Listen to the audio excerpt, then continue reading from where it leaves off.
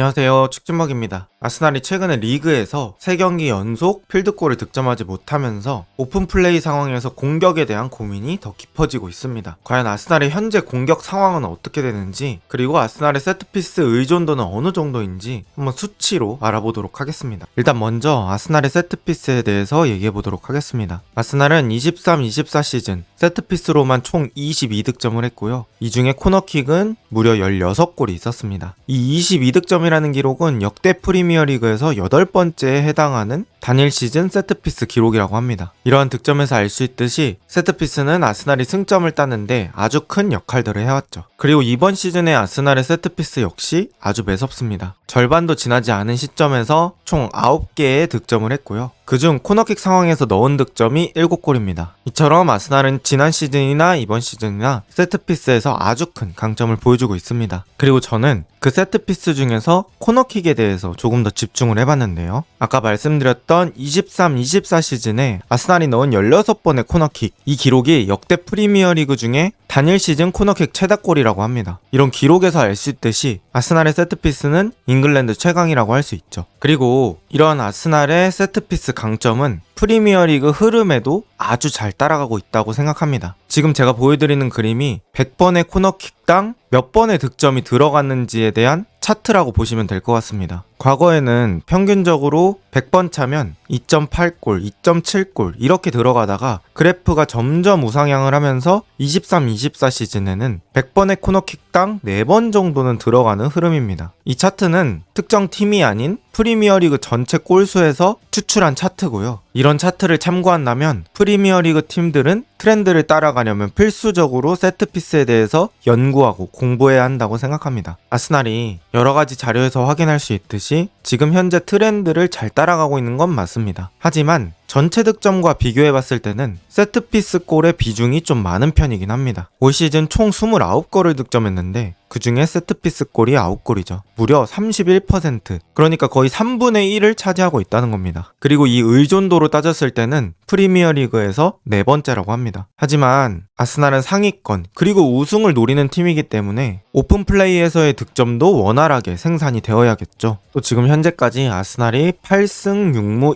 2패를 하고 있는데요. 세트피스 득점이 들어갔을 때는 4승 3무로 아직까지 한 번의 패배가 없습니다. 그리고 세트피스 득점이 없었을 때는 4승 3무 2패를 기록하고 있죠. 이렇게 세트피스 득점이 들어가는 날에는 아스날이 조금 더 괜찮은 승률을 보여준다고 볼 수 있겠고요. 이는 아스날의 플레이 형태와도 연관이 있습니다. 아스날도 보통 공격 상황에서는 상대방을 눌러놓고 지공으로 득점하길 원합니다. 하지만 이런 상황에서는 상대팀이 마음먹고 10명을 수비로 돌려버리면 쉽게 뚫어내기 어렵죠. 그래서 이런 상황을 반전시켜줄 수 있는 게 득점인데요. 득점을 해야 상대팀이 조금 더 라인을 올리고 따라잡기 위해서 공격적으로 플레이할 겁니다. 그때 세트피스가 정말 중요한 양념 역할을 하는 거죠. 세트피스 상황에서 득점하고 그러면서 상대 선수들을 끌어내고 그때 우리가 하고자 하는 지공이 더 잘 풀릴 때가 있는 겁니다. 또 세트피스는 달리기라는 동작을 수반하지 않습니다. 오픈 플레이 상황에서 압박을 한다든지 역습 상황에서 빠르게 뛰어서 역습 숫자를 늘려준다든지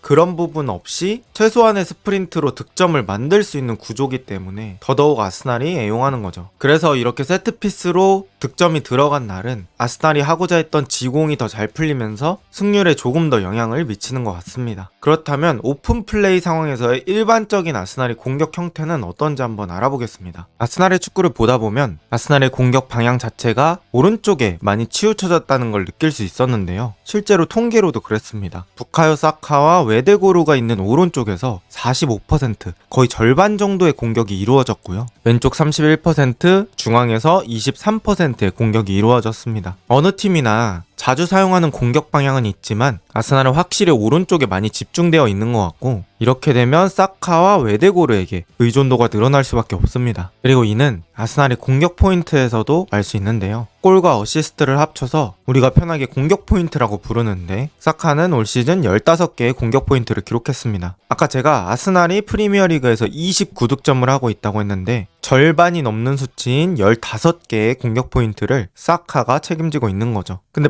반대로 생각하면 사카를 잘 막는다면 다른 팀 입장에서는 승리 확률이 올라가는 겁니다. 사카에게 더 많은 수비를 투자하면 그 투자하는 만큼 가성비가 나오는 거죠. 또 단순히 골과 어시스트로 연결되는 것뿐만 아니라 그냥 빅찬스를 만드는 것 자체도 사카가 압도적으로 많습니다. 총 19개의 빅찬스를 이번 시즌에 만들었고 2위부터 7위까지의 모든 빅찬스 메이킹을 합쳐야 사카와 똑같습니다. 그 정도로 사카가 직접 득점과 연결되는 플레이도 많지만 공격적인 영향력도 엄청나다는 거죠. 당장 인터넷에서 확인할 수 있는 스탯만 봐도 아스날의 주요 공격 루트는 어딘지, 아스날에서 누굴 막아야 될지, 어떤 방식의 공격을 막아야 될지 대부분 명확해집니다. 게다가 상대팀에는 전력 분석관들이 있죠. 이런 것들을 더 자세하게 데이터와 함께 분석할 것이고 사카의 약점, 장점 이런 것들을 확인해서 더 효과적으로 막는 방법들을 연구해 올 겁니다. 그러다 보니 아스날은 사카가 풀리지 않는 날에는 골넣기 조금 어려운 흐름들이 계속해서 나오는 거죠. 이런 문제를 해결하기 위해서는 결국 다른 방향에서 의미 있는 공격들이 나와야 합니다. 하지만 레프트 윙어인 마르티넬리나 트로사르의 파괴력은 사카와 차이가 많이 나죠. 마르티넬리는 공을 잡고 돌파 시도를 할 때는 꽤 있지만 실질적으로 상대를 뚫어내는 드리블은 부족하고 또 결정적인 찬스에서 슈팅이 생각보다 강하게 나가지 않으면서 상대 골키퍼에게 비교적 쉽게 슈팅을 하는 경우가 있습니다. 수비 가담이라는 장점이 있지만 기본적으로 공격수는 파괴력이 필요하죠. 단순히 마르티넬리 자신을 위해서가 아니라 사카를 살리기 위해서도 더더욱 그렇습니다. 트로사르는 교체로 나왔을 때는 만족스러운 모습을 보여줄 때가 꽤 있지만 오히려 선발로 나오면 소유권을 잘 잃어버리는 경우가 많습니다. 그래서 스털링을 데려오기도 했지만 스털링 역시 아스날에서 잘 적응하고 있는 건 아니라고 생각합니다.